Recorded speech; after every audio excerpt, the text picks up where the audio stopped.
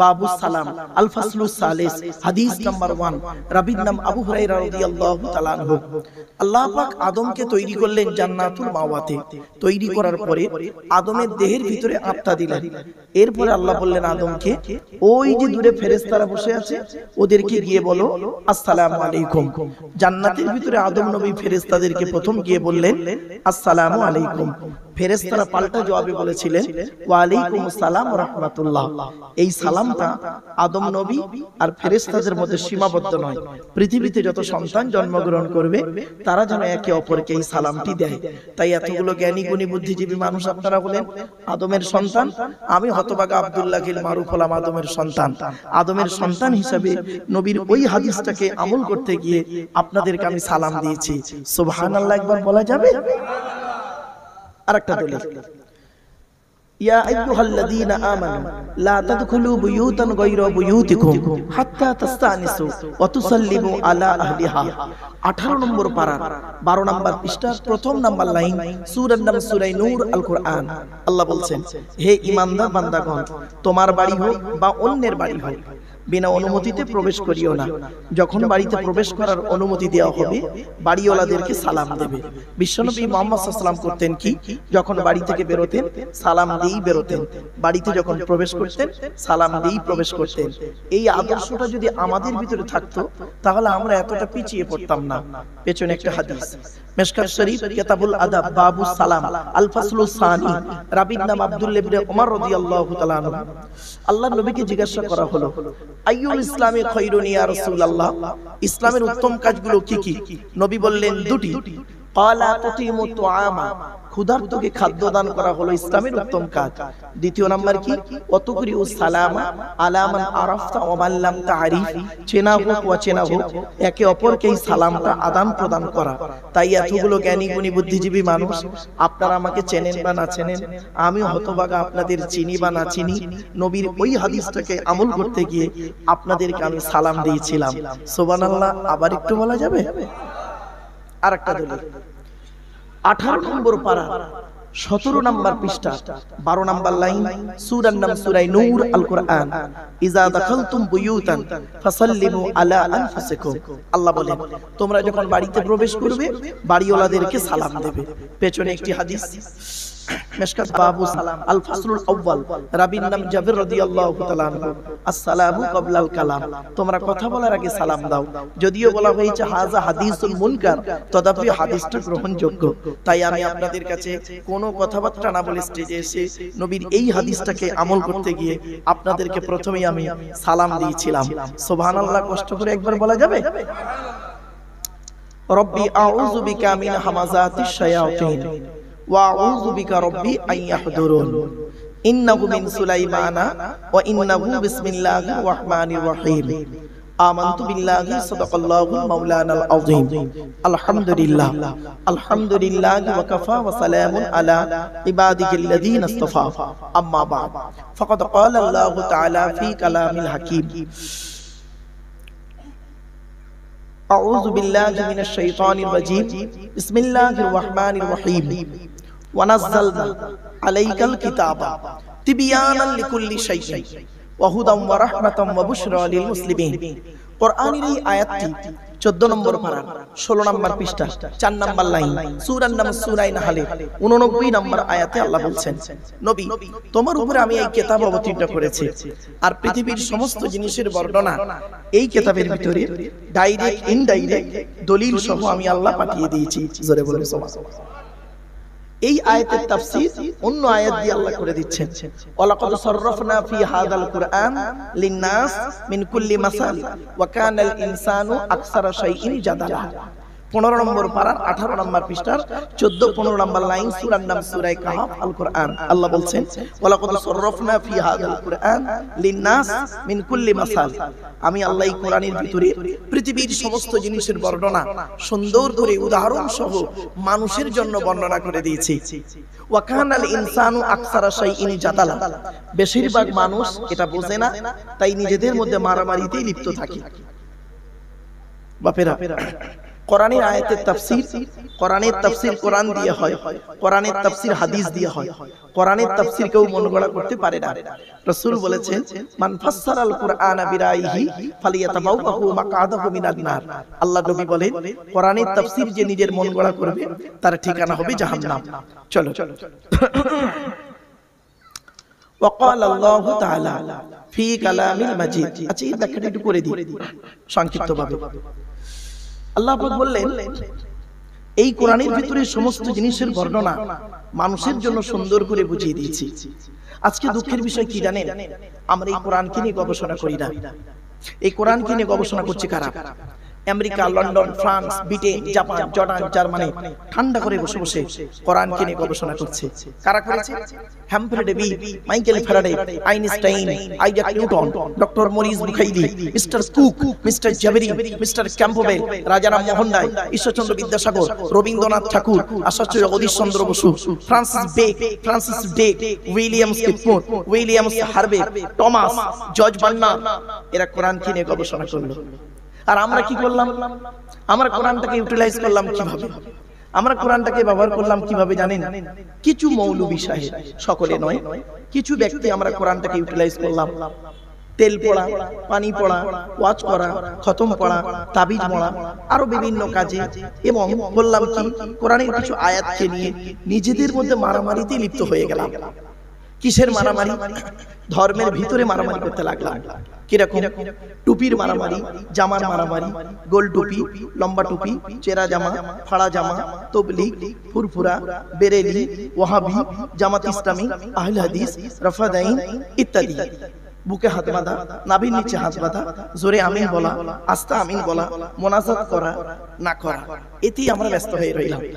পবিত্র কোরআনে বলা হয়েছে ৮ নম্বর পারা ৯ নম্বর পৃষ্ঠা একেবারে ৭ নম্বর লাইন, সূরার নাম সূরা আনআম, ইন্নাল্লাযীনা ফাররাকু দীনাহুম ওয়া কানু শিয়া লাস্তা মিনহুম ফি শাইইন ইন্নামা আমরুহুম ইলাল্লাহ সুম্মা ইউনাব্বিউহুম বিমা কানু ইয়ামালুন। এর বাংলা অর্থ হচ্ছে, আল্লাহ বলছে নিশ্চয়ই যারা ধর্মের ভিতরে পৃথকীকরণ করেছে, ধর্মের মধ্যে যারা পৃথকীকরণ করেছে নবী, তাদের সঙ্গে তোমার কোনো সম্পর্ক নেই, তুমি ওদের ব্যাপারে ছেড়ে দাও, ওদের দায়িত্ব আমি আল্লাহ নিয়ে নিলাম, ওরা পৃথিবীতে যা করেছে তার ব্যবস্থা আমি নেব। তাই আপনাদেরকে আমি অনুরোধ করছি, এই কোরআন থেকে কি নেবেন বলুন? সবই রয়েছে কোরআনের ভিতরে, ডাইরেক্ট ইনডাইরেক্ট। ভৌত বিজ্ঞান নেবেন, কোরআনে আছে। জীবন বিজ্ঞান নেবেন, কোরআনে আছে। জিওগ্রাফি নেবেন, কোরআনে আছে। আর্থ লাইফ, আফটার লাইফ, সবই রয়েছে কোরআনের ভিতরে। According to Islamic law, not only according to Indian law, according to Islamic law. আজকে আমরা এই কিতাবটাকে মূল্যায়ন করতে পারলাম না।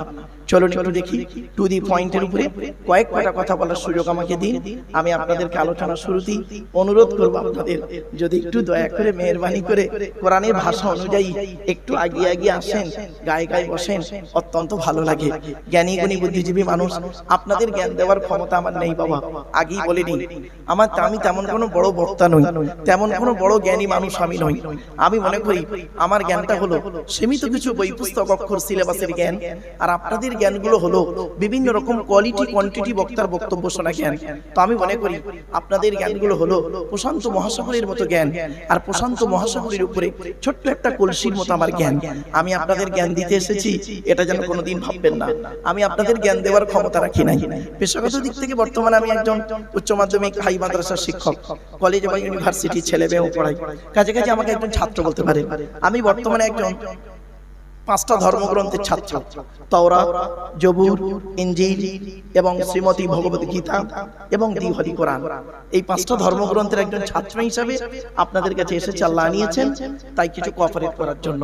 জ্ঞানী গুণী বুদ্ধিজীবী মানুষ, একটু ধৈর্য সহকারে শোনার চেষ্টা করেন। চলুন টু দি পয়েন্টের উপরে কথাগুলো একটু বলার সুযোগ দিন আমার। আমি আপনাদেরকে আবেদন করছি, অর্ডার করছি না, আপনাদের কাছে আবেদন করছি, যখনই আপনারা জলসা দেবেন দয়া করে 3টে জিনিস ঠিক রাখবেন। কটা আমার সাথে কথা বলেন না বাবা, আমার সাথে একটু কথা বলতে হবে। ওই বাচ্চাদেরকে একটু বসিয়ে দিন না বাবা।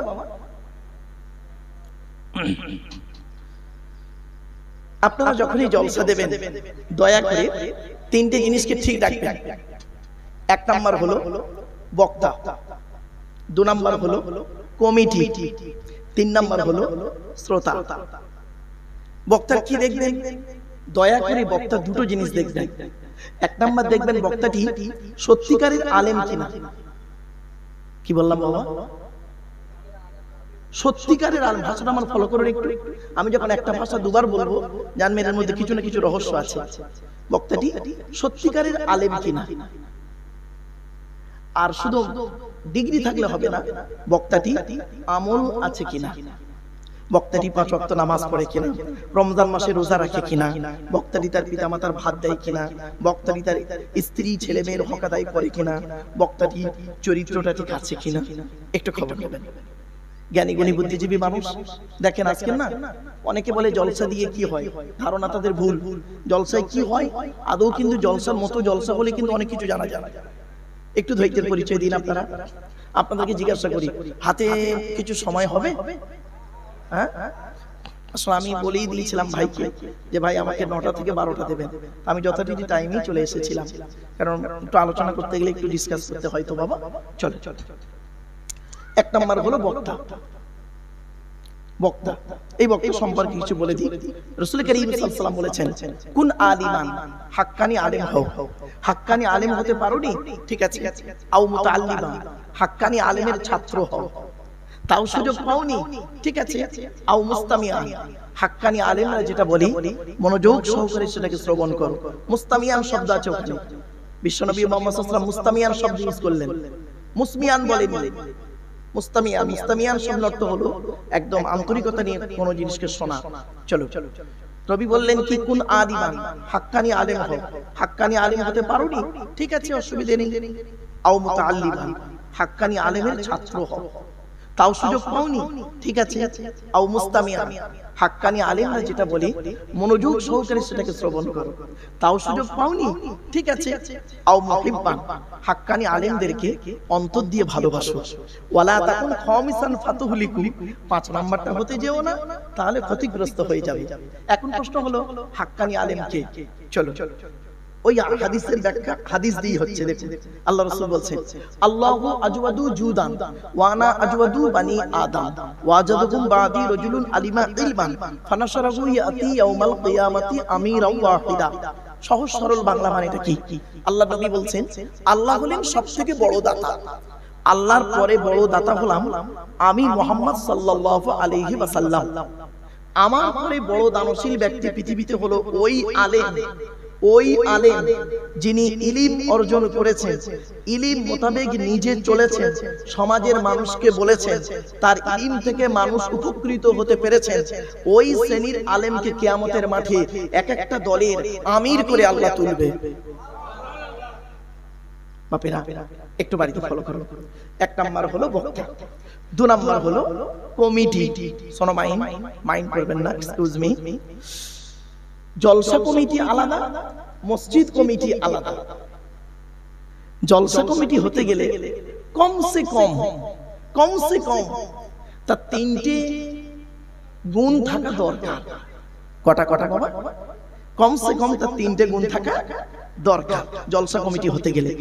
আর মসজিদ কমিটি হতে গেলে এই কোরআনে আছে 5টা গুণ লাগবে। একটু ধৈর্যের পরিচয় দিন। জলসা কমিটি হতে গেলে কমসে কম তার 3টে গুণ থাকা দরকার। কি কি? 1 নাম্বার, সৎ হতে হবে। কি বললাম? সৎ। আচ্ছা, সৎ কোন লোকটাকে বলে বলুন তো দেখি। আমাদের কনসেপ্ট হলো, ধারণা হলো কি, যে লোকটার গালে দাড়ি, মাথায় টুপি, বড় পাঞ্জাবি, 5 ওয়াক্ত নামাজ পড়ে, এই লোকটাই সৎ বুঝি না। চলো বিশ্বনবী মুহাম্মদ সাল্লাল্লাহু আলাইহি ওয়াসাল্লাম বলছেন সৎ কাকে বলে। চলো বুখারীর হাদিস। আল্লাহ নবী একদিন বলছেন, তোমরা আমাকে 2টো জিনিসের গ্যারান্টি দিতে পারবে? সাহাবীদের লক্ষ্য করে বলছেন, তোমরা আমাকে 2টো জিনিসের গ্যারান্টি দিতে পারবে? তখন সাহাবীরা বললেন, ইয়া রাসূলুল্লাহ, আমরা যদি আপনাকে 2টো জিনিসের গ্যারান্টি দিই তো বিনিময়ে আপনি কি আমাদের কিছুর গ্যারান্টি দেবেন? নবীজি বললেন, হ্যাঁ। তোমরা যদি আমাকে 2টো জিনিসের গ্যারান্টি দাও তাহলে আমি তোমাদের জান্নাতের গ্যারান্টি দিয়ে দেব। সাহাবীরা বলছেন, বলুন কি 2টো জিনিস বলুন। নবীজি বললেন, শুনে নিন, যতদিন বাঁচবেন দয়া করে মনে রাখবেন, 2 ঠোঁটের মাঝখানে এই জিভের গ্যারান্টি দাও। 1 নাম্বার, হারাম খাবার খাওয়া থেকে জিভটাকে ঠিক করো, বাজে ভাষা বলা থেকে জিভটাকে ঠিক করো, পরনিন্দা পরচর্চা করা থেকে জিভটাকে ঠিক করো। 1 নাম্বার হলো 2 ঠোঁটের মাঝখানে এই জীবের গ্যারান্টি দাও। আর 2 নম্বর হলো 2 রানের বীজখানে লজ্জাস্থানের গ্যারান্টি দাও। 2 ঠোঁটের মাঝখানে 2 রানের বীজখানে, এই দুটো জিনিসের গ্যারান্টি তোমরা আমাকে দাও, আমি তোমাদের জান্নাতের গ্যারান্টি দিয়ে দেবো। এই জন্যই প্রফেট মুহাম্মদ সাল্লাল্লাহু আলাইহি ওয়াসাল্লাম বলেছিলেন, দি Messenger of Allah peace be upon him said, the best among are those with good manner। নবী বলেছিলেন, তোমাদের মধ্যে উত্তম ব্যক্তি হলো ওই লোকটা যার ক্যারেক্টার, চরিত্র ভালো, ওই লোকটাই হলো উত্তম ব্যক্তি। একজন উকিল, ব্যারিস্টার, মাস্টার, ডাক্তার, মোল্লা, মৌলভী সাহেব, পীর সাহেব, দরবেশ সাহেব, আমির সাহেব, মুফতি সাহেবের যদি চরিত্র খারাপ হয়, আর একজন টোটোওয়ালার চরিত্র যদি ভালো হয়, টোটোওয়ালাটাই হলো আল্লাহর কাছে প্রিয় ব্যক্তি। Many loss is something loss, health loss is nothing loss, but character loss everything loss। মানুষের যদি টাকা চলে যায়, ইনকাম করলে টাকাটা আবার ফিরে আসবে। মানুষের যদি শরীর চলে যায়, ভালো মন্দ খেলে শরীরটাও ফিরে আসবে। কিন্তু বন্ধু, মানুষের যদি চরিত্র চলে যায়, চরিত্র কিন্তু আর ফিরে আসবে না। তাই নবী বললেন, 2 ঠোঁটের মাঝখানে 2 রানের বীজখানে। মারাত্মক কথা, বাড়ি থেকে ভাববেন। চলো নাম্বার 2, জলসা কমিটি হতে গেলে বাবা হালাল খাবার খেতে হবে। কি বললাম বাবা? হালাল খাবার খেতে হবে। এই কোরআনে আছে 250 রকমের হারাম। কত কত কত? 250 রকমের হারাম আর 250 রকমের হালাল। আমি যে তাফসীরটা লিখছি, তাফসীরের নাম হলো তাফসীর আবু বকর সিদ্দিক। তো আমার লেখা তাফসীর যেদিন আপনাদের হাতে এসে পৌঁছাবে বাবা, সেদিন আমি হয়তো আর এই পৃথিবীতে থাকবো না, অন্ধকার নীরব নগরে চলে যাব। মানুষ চলে যায়, কথাটাই রয়ে যায়। বাড়িতে একটু মিলিয়ে নেবেন। 1 নাম্বার হলো জলসা কমিটি হতে গেলে তাকে সৎ হওয়া উচিত। 2 নাম্বার হলো জলসা কমিটি হতে গেলে তাকে হালাল খাবার ভক্ষণ করা দরকার। 3 নাম্বারটা খুব ইম্পর্টেন্ট, জলসা কমিটি হতে গেলে 5 ওয়াক্ত নামাজি হতে হবে। অনেক জলসা কমিটি আছে দেখবেন তারা 5 ওয়াক্ত নামাজও পড়ে না। আজকে কেন জলসার প্রতি মানুষের তো অনীহা? কারণ কি? আমরা অনীহাটা খুঁজে বের করতে পারি না। চলুন এগিয়ে যাচ্ছি। এবার আসছে মসজিদ কমিটি হতে গেলে কটা গুণ থাকবে, কোরআনে আছে বলে দিচ্ছি। আচ্ছা বাপের, আমি আপনাদের একটা ছোট্ট প্রশ্ন করি, উত্তরটা একটু দেবেন দয়া করে। আপনাদের এখানে জুম্মা মসজিদ আছে? আচ্ছা আচ্ছা, জুম্মার দিনে ধরুন একজন 25 বছরের মুসলিম যুবক ছেলে সাদা পায়জামা পাঞ্জাবি পরে, সাদা টুপি পরে প্রচুর পরিমাণ বাংলা মদ খেয়েছে। কি মদ? কি মদ? বাংলা মদ খেয়ে ছেলেটি মসজিদে উঠেছে জুম্মার নামাজ পড়তে। এট ফার্স্ট আপনারা তাকে কি করবেন? বলুন বলুন বলুন, কিছু একটা বলুন। বের করে দেবেন? আচ্ছা, ছেলেটি বের হতে না চাইলে মেরে বের করে দেবেন, জোর করে বের করে দেবেন। আচ্ছা, ছেলেটির অপরাধ, মদ খেয়েছে, মদ হারাম খাবার, মসজিদ পবিত্র স্থান, হারাম খাবার খেয়ে পবিত্র স্থানে উঠেছে, তাই তাকে বের করে দিলেন। বের হতে চাইলো না, মেরে বের করে দিলেন। কত ভালো মানুষ আপনারা। এবার আসি দেখি কোথায় উত্তরটা আসছে। আপনি মদখোরকে মসজিদ থেকে মেরে বের করে দিলেন, আর সুদখোরটাকে মসজিদের সেক্রেটারি বানিয়ে দিলেন। মদখোরটাকে মেরে বের করে দিলেন, আর সুদখোরটাকে মসজিদের সভাপতি বানিয়ে দিলেন। মনে রাখবেন, আল্লাহ বলছেন, আমি বলি নাই, আল্লাহ বলছেন মসজিদ হলো আমার ঘর, আল মাসজিদ বাইতুল্লাহ। কোরআন বলছে সূরা জিন, ওয়া আন্নাল মাসাজিদা লিল্লাহি ফালা তাদউ মা আল্লাহি আহাদা। আল্লাহ বলছেন নিশ্চয়ই মসজিদ হলো আমার ঘর, আল্লাহ আমি ছাড়া অন্য কারোর আরাধনা উপাসনা করিও না। মসজিদ আল্লাহর ঘর, তাই আল্লাহ নিজেই কমিটি করে দিচ্ছেন। আল্লাহ নিজেই কমিটি করতে বলেছেন, আমি বলিনি। আল্লাহ বলছেন আমার ঘরের দায়িত্ব যে সে নিতে পারবে না। রেফারেন্স টু দি হলি কোরআন, পবিত্র কোরআনে লেখা আছে মসজিদ কমিটি কে হবে শুনে নিন। আল্লাহ বলছেন যাদের মধ্যে 5টা গুণ থাকবে। কয়টা কয়টা কয়টা? 5টা গুণ যে ব্যক্তির মধ্যে থাকবে, ওই লোকটা মসজিদ কমিটি হওয়ার যোগ্য ব্যক্তি। কি কি কোরআন বলছে? 10 নম্বর পারা, 8 নম্বর পৃষ্ঠা, 9 নম্বর লাইন, সূরার নাম সূরা তাওবা, 18 নম্বর আয়াত। আল্লাহ বলছেন ইন্নামা ইয়ামুরু মাসাজিদাল্লাহ মান আমানা বিল্লাহ ওয়াল ইয়াউমিল আখির ওয়া আকামাস সালাত ওয়া আতাজ যাকাত ওয়া লাম ইয়াখশা ইল্লাল্লাহ ফাসা উলাইকা ইয়াকুনু মিনাল মুহতাদিন। সহজ সরল বাংলা মানে এটা কি? আল্লাহ বলছেন মসজিদের দায়িত্ব তারাই নেবে যে ব্যক্তির মধ্যে 5টা গুণ থাকবে। 1 নাম্বার, যে ব্যক্তি 100%, কত পার্সেন্ট? 100% আল্লাহকে বিশ্বাস করবে। জোরে বলুন সুবহানাল্লাহ। 2 নাম্বার, ওয়াল ইয়াউমিল আখির, ওই ব্যক্তিকে কিয়ামতকে 100% বিশ্বাস করতে হবে। তিন নাম্বার, ওই ব্যক্তিকে ওয়াকামাস সালাত, 5 ওয়াক্ত নামাজ আদায় করতে হবে। 4 নাম্বার, ওয়াতাজ যাকাত, ওই ব্যক্তির উপরে যদি যাকাত ফরজ হয় ওকে যাকাত আদায় করতে হবে, যদি গরীব হয় আদায় করার কোনো প্রশ্ন আসছে না। 5 নাম্বার, ওই ব্যক্তি ওয়ালাম ইয়াখশা ইল্লাল্লাহ, আল্লাহ ছাড়া কাউকে ভয় করবে না। এই 5টা গুণ যার মধ্যে থাকবে ওই লোকটি মসজিদের দায়িত্ব নেওয়ার যোগ্য ব্যক্তি। কোরআন বলে দিল, আমি বলি নাই, আমারই ভুল বুঝবেন না, আমি একজন ট্রান্সলেটরের কাজ করছি। চলো এবারে আসছি, শ্রোতা হতে গেলে আপনাদের দয়া করে 3টে জিনিস থাকতে হবে। কি কি? 1 নাম্বার, শরীর পাক। কি বললাম বাবা? শরীর পাক। তো আপনারা এখানে যত জ্ঞানী গুণী বুদ্ধিজীবী মানুষ বসে আছেন, আপনাদের শরীরগুলো প্রত্যেকের পাক আছে, তবে এখন হয়তো অনেকের ওযু নাও থাকতে পারে, শরীরটা কিন্তু পাক আছে। 2 নাম্বার, কাপড় পাক, যে যেমন চয়েসেবল কাপড় পরে আছে কাপড়টা আপনাদের পাক আছে, না পাক নেই। 3 নাম্বারটা খুব ইম্পর্টেন্ট, এইটাই সমস্যা, কি জানেন? জায়গা পাক। এই জায়গাটা নিয়ে একটু সমস্যা হয়ে গেছে। সমস্যাটা কি? রাগ করবেন না। আপনারা যে প্লাস্টিকটায় বসে আছেন বাবা, এই প্লাস্টিকটা কি প্যান্ডেলওয়ালাদের? একটু বলুন না বাবা। বাবা রাগ করবেন না কেউ, জ্ঞানী গুণী বুদ্ধিজীবী মানুষ যারা আছে, আশা করি আমার কথাগুলো তারা বুঝতে পারছেন। দেখেন, এই প্লাস্টিকটা পাক আছে বলে আমার সন্দেহ। কেন জানেন? প্যান্ডেল আজকে এখানে পেতে দিয়েছে, কালকের খানা বাড়ি, শ্রাদ্ধ বাড়ি, অন্নপ্রাশন বাড়ি, বিয়ে বাড়ি, মরা বাড়িতে যাবে, আবার এখানেই দেখবেন ওয়াজ শেষে তাবারুক খাওয়ানো হবে, আবার কত মানুষ জুতো পায়ে উপরে চলাফেরা করবে, আবার দেখবেন এলাকার কিছু কুকুর আছে তারা আবার খাওয়ার পরে দেখবেন এসে কামড়া কামড়ি করবে। প্যান্ডেলওয়ালা এটাকেই আবার পাঠ করে পাশের গ্রামের জলসায় পেতে দেবে। 3 বার তো ধৌত বললো না, পেতে দিল। সত্যি কথা বলুন তো দেখি, একজন সত্যিকারের নামাজি মুসল্লি যার শরীর পাক, কাপড় পাক, এই প্লাস্টিকের উপরে বসার কারণে তার কাপড়টা নাপাক হয়ে যাওয়ার সম্ভাবনা খুবই বেশি। আপনারা কি বলেন? তাহলে এটা কি করা উচিত ছিল? আগামীতে যখন জলসা করবেন অনুরোধ করে যাচ্ছি, এই প্যান্ডেলওয়ালাদের মালের উপরে মসজিদ থেকে মশাল্লাগুলো এনে বিছিয়ে দেবেন, আর একটু লিখে দেবেন দয়া করে বিনা ওযুতে প্রবেশ নিষেধ। দয়া করে বিনা ওযুতে কেউ বসবেন না। যদি বললেন হুজুর আপনার ওযু আছে, হ্যাঁ বাবা আমার ওযু আছে, আমি আজ 1994 সাল থেকে আজ পর্যন্ত 31 বছর আমি কোনোদিন বেওযুতে ওয়াজ করিনি বাপ। বাস্তবটাই আমি বলছি আপনাদের। আমার কথাগুলো হয়তো আপনাদের কেমন লাগতে পারে, কিন্তু না বাপ, আমি এই কথাগুলো যদি না বলি কিয়ামতের মাঠে আল্লাহ আমাকে আগে ধরে দেবে। আপনারা তো আমার থেকে আল্লাহওয়ালা মানুষ, আমি সব থেকে জঘন্য, আমি সব থেকে পাপী মানুষ। আমার পাপের কথা আপনারা কেউ জানেন না, কেউ জানেন না। আপনারা মনে করেন আমি একজন বক্তা লোক, কোরআনের আয়াত বলছি, হাদিস বলছি, খুব ভালো মানুষ। না, পাপ জানে মন, মা জানে বাপ। পাপ জানে মন, মা জানে বাপ।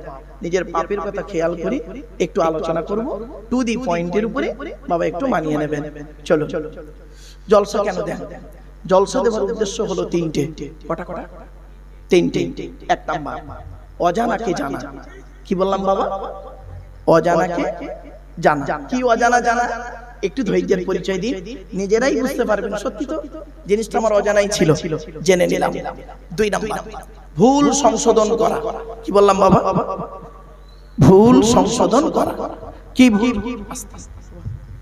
আচ্ছা আচ্ছা ঠিক আছে বাবা, যেভাবে করলে হয় কর। ভুল সংশোধন করা। কি ভুল সংশোধন? একটু ধৈর্যের পরিচয় দিন, নিজেরাই বুঝতে পারবেন সত্যি ভুলটা সংশোধন হয়ে গেল। 3 নাম্বার, কিছু পরামর্শ নিয়ে নেওয়া।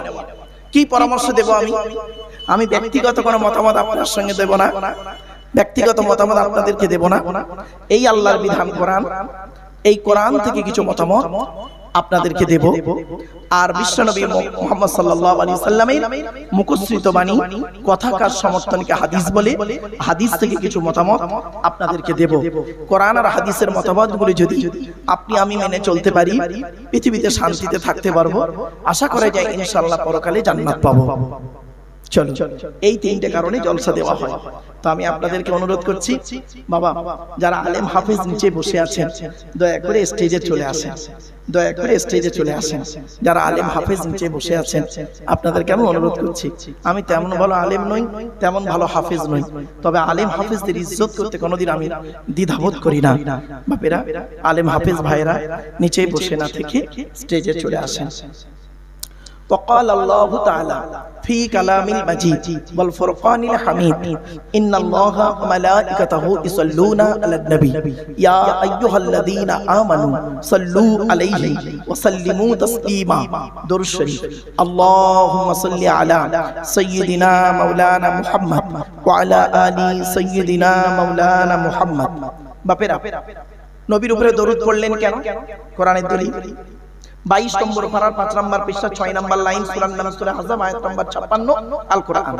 আল্লাহ বলছেন, সহজ সরল বাংলা মানে এটা বলে দিচ্ছি সঠিক, ইয়া আইয়ুহাল্লাযীনা আমানু, হে ঈমানদার বান্দাগণ, সাল্লু আলাইহি, তোমরা নবী মুহাম্মদের উপরে দরুদ পেশ করো, ওয়া সাল্লিমু তাসলিমা, এবং নবীর প্রতি আন্তরিকতার সঙ্গে সালাম প্রেরণ করো।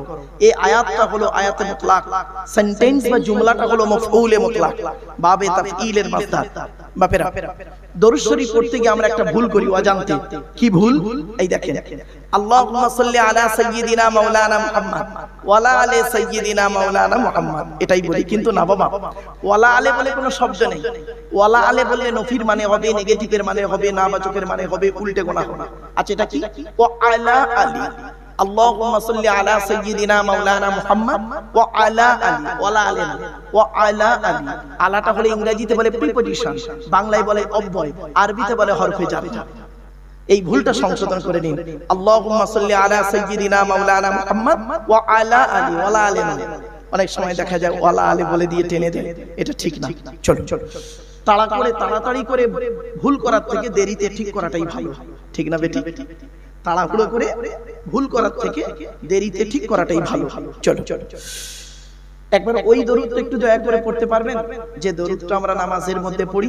আল্লাহুম্মা সাল্লি আলা মুহাম্মাদিন ওয়া আলা আলি মুহাম্মাদ কামা সাল্লাইতা আলা ইব্রাহিম ওয়া আলা আলি ইব্রাহিম ইন্নাকা হামিদুম মাজিদ। আল্লাহুম্মা বারিক আলা মুহাম্মাদ ওয়া আলা আলি মুহাম্মাদ কামা বারাকতা আলা ইব্রাহিম ওয়া আলা আলি ইব্রাহিম ইন্নাকা হামিদুম মাজিদ। বিশ্বনবী মুহাম্মদ সাল্লাল্লাহু আলাইহি ওয়াসাল্লাম কি বলছেন দেখি, হাদিসের মাতানটা শুধু বলছি, মান সাল্লা আলাইহি ওয়াহিদাতান সাল্লাল্লাহু আলাইহি আশারা। আল্লাহ নবী বলেন, যে ব্যক্তি আমার উপরে একবার দরুদ শরীফ পড়বে, আল্লাহ রাব্বুল আলামিন তার নামায় আমলনামায় 10টা নেকি লিখে দেবে। আরেকটা হাদিস, মান সাল্লা আলাইহি আশারান ফি আউয়ালিন নাহারি ওয়া আশারান ফি আখিরিন নাহারি নালাতু শাফাতি ইয়াউমাল কিয়ামা। আল্লাহ রাসূল বলছেন, যে ব্যক্তি দিনের শুরুতে আমার উপরে 10 বার দরুদ শরীফ পড়বে, দিনের শেষে আমার উপরে 10 বার দরুদ শরীফ পড়বে, ওই ব্যক্তির শাফাত সুপারিশ কিয়ামতের মাঠে আল্লাহ আমার সঙ্গে তার খুবই নিকটবর্তী করে দেবে। তাহলে আমরা দরুদ শরীফটা বেকার পড়লাম না। চলো, तीनों मिला ईमान मिला, पढ़ने के लिए कुरान मिला, जो कुछ देने का था सब कुछ दिलवा दिया कमली मौदे ने, कलेमा तय्यबा ला इलाहा इल्लल्लाह, बोलें ला इलाहा इल्लल्लाह, ला इलाहा इल्लल्लाह मुहम्मदुर रसूलुल्लाह। अच्छा बापेरा, আমি লা ইলাহা ধীরে ধীরে বললাম কেন? নিশ্চয়ই কিছু কারণ আছে, কারণটা বলে দিই। অনেক সময় মানুষ দেখবেন কালেমায়ে তয়্যিবা পড়তে গিয়ে ভুল করে। কি ভুল? লা ইলাহা ইল্লাল্লাহর জায়গায় হুটোপাটা করে কি বলে শুনলেন? লা ইলাহা ইল্লাল্লাহ, লা ইলাহা ইল্লাল্লাহ, লা ইলাহা ইল্লাল্লাহ। খবরদার নয় বাবা। লা ইলাহা ইল্লাল্লাহ মানে কি? No god without Allah and Muhammad prophet of Allah, peace be upon him সে। লা ইলাহা ইল্লাল্লাহ নামে টান দিলে মানে হবে আল্লাহ ছাড়া কোনো মাবুদ নেই। আর আপনার তাড়াহুড়ো করে যদি বলেন লা ইলাহা ইল্লাল্লাহ, লামটা তখন তাকিদের মানে হবে, মানে দাঁড়াবে কি শুনবেন? অবশ্যই আল্লাহ ছাড়া মাবুদ আছে, নাউজুবিল্লাহ। বাপেরা অন্তত এটাকে সংশোধন করে নিন। চলো, আচ্ছা এই কালেমায়ে তয়্যিবাকে বারে বারে বলার নাম আমরা কি বলি? জিকির, তাই তো বাবা? বলুন একটু কথা বলুন আমার সঙ্গে। কালেমায়ে তয়্যিবাকে বারে বারে বলার নাম কি বলি? জিকির। কিন্তু না, জিকির শব্দের অর্থ শুধু একটা নয়, জিকির শব্দের অর্থ কোরআনে আছে বহু অর্থ। আমি কয়েকটা অর্থ বলছি, শর্ট টাইম তো কয়েকটা অর্থ বলে দিই, শুনে নিন। জিকির শব্দের অর্থ হলো কোরআন। কি বললাম? জিকির মানে কোরআন। দলিল কোরআনে আল্লাহ বলছেন, ইন্না নাহনু নাযালনা যিকরা ওয়া ইন্না লাহু লাহাফিজুন। 14 নম্বর পারার 1 নম্বর পৃষ্ঠার 8 নম্বর লাইন, সূরার নাম সূরা হিজরের 9 নম্বর আয়াত। আল্লাহ বলছেন, ইন্না নাহনু নাযালনা যিকরা, আমি আল্লাহ জিকির নাযিল করেছি, তার মানে কোরআন নাযিল করেছি। ওয়া ইন্না লাহু লাহাফিজুন, ওই জিকিরকে হেফাজত করার মালিক হলাম আমি আল্লাহ, তার মানে এই কোরআনকে হেফাজত করার মালিক হলাম আমি আল্লাহ। এখানে জিকির মানে লা ইলাহা ইল্লাল্লাহ বলা নয় বাবা, জিকির মানে হলো কোরআন। জোরে বলুন সুবহানাল্লাহ। 2 নম্বর, জিকির মানে হলো উপদেশ। কি বললাম বাবা? উপদেশ। দলিল কোরআনে আল্লাহ বলছেন ফাযাক্কির বিল কুরআনি মান ইয়াখাফু ওয়াঈদ। 26 নম্বর পারার 19 নম্বর পৃষ্ঠা 12 নম্বর লাইন সূরার নাম সূরা কফের 45 নম্বর আয়াত। আল্লাহ বলছেন ফাযাক্কির, নবী মানুষকে উপদেশ দান করো। কিসের মাধ্যমে উপদেশ দেবে? বিল কুরআন, কোরআনের মাধ্যমে মানুষকে উপদেশ দান করো। এখানে জিকির মানে উপদেশ। আবার দেখেন জিকির মানে হলো স্মরণ করা বা মনে করা।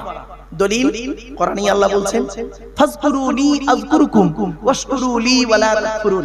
2 নম্বর পারা 2 নম্বর পৃষ্ঠার 11 নম্বর লাইন সূরার নাম সূরা বাকারার 152 নম্বর আয়াত। আল্লাহ বলছেন তোমরা আমাকে স্মরণ করো, আমি আল্লাহও তোমাদের স্মরণ করব। জোরে বলুন সুবহানাল্লাহ। আবার দেখেন জিকির মানে হলো নামাজ।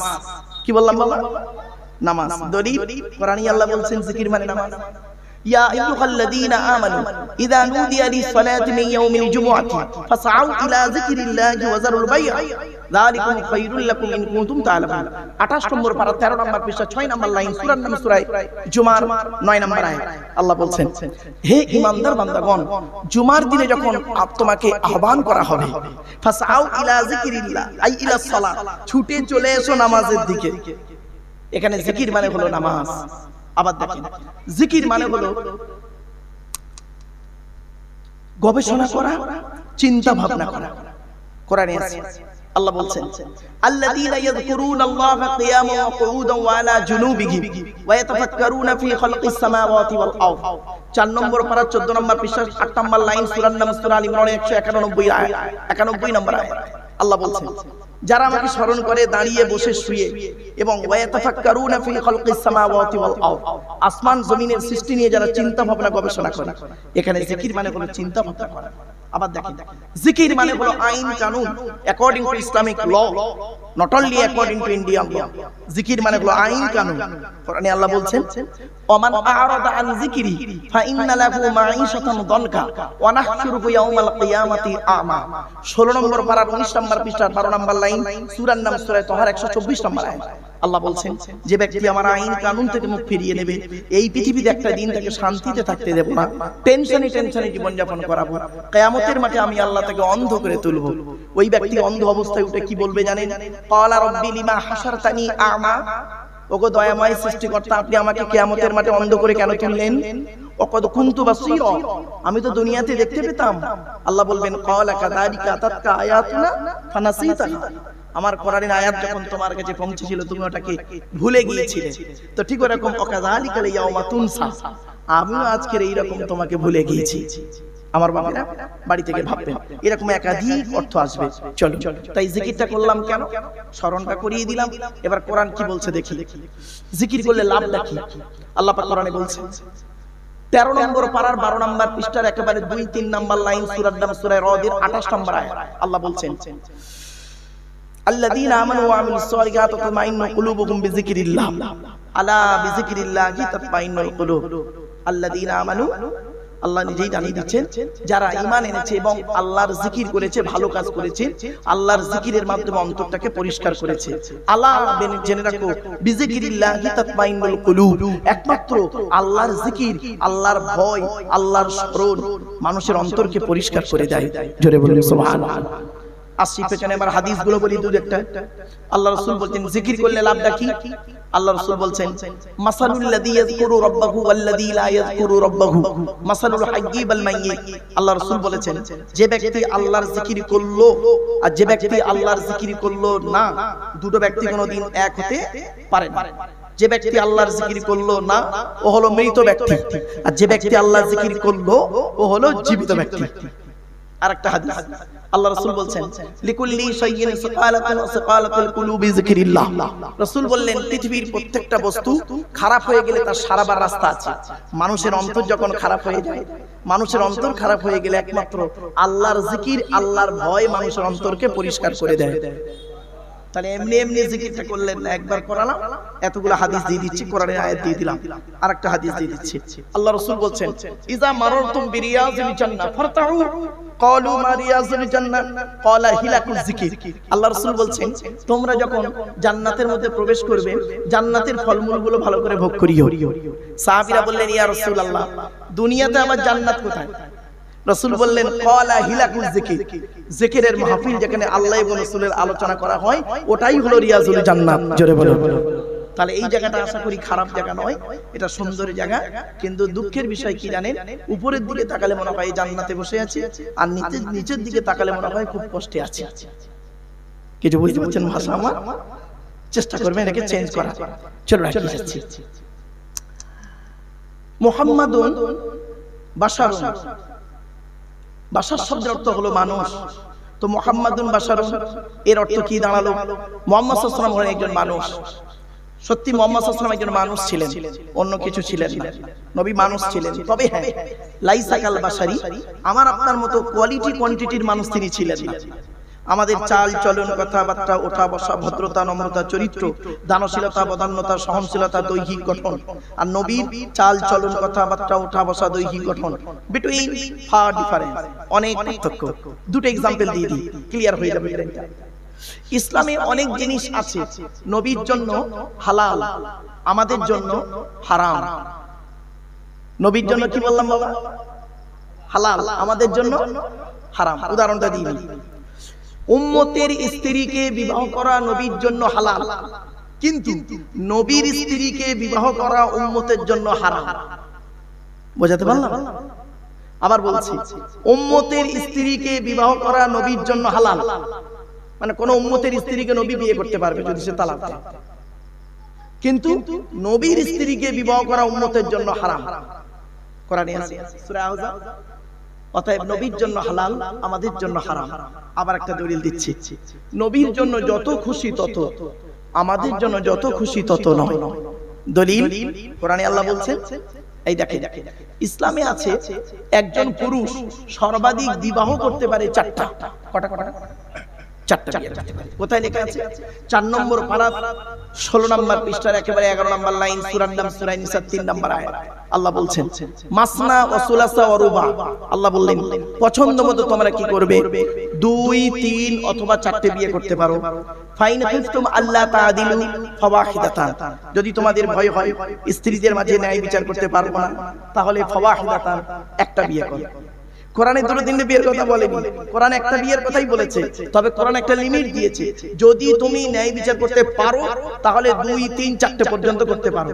আজকে এই আয়াতে হাদিসে এসেছে একটা, আল্লাহ রাসূল বলেছেন কোন ব্যক্তি যদি 2 স্ত্রীর মাঝে ন্যায় বিচার করতে না পারে, ওই স্বামীকে কিয়ামতের মাঠে আল্লাহ পঙ্গু করে তুলবে। কিছু বুঝতে পারছেন? বাপের বাড়ি থেকে। তাহলে আমাদের বিবাহ করার সীমাটা কতটা হলো বাবা? সর্বাধিক কটা বলুন, একটু কথা বলো। 4টা। কিন্তু আল্লাহর নবী কি করলেন?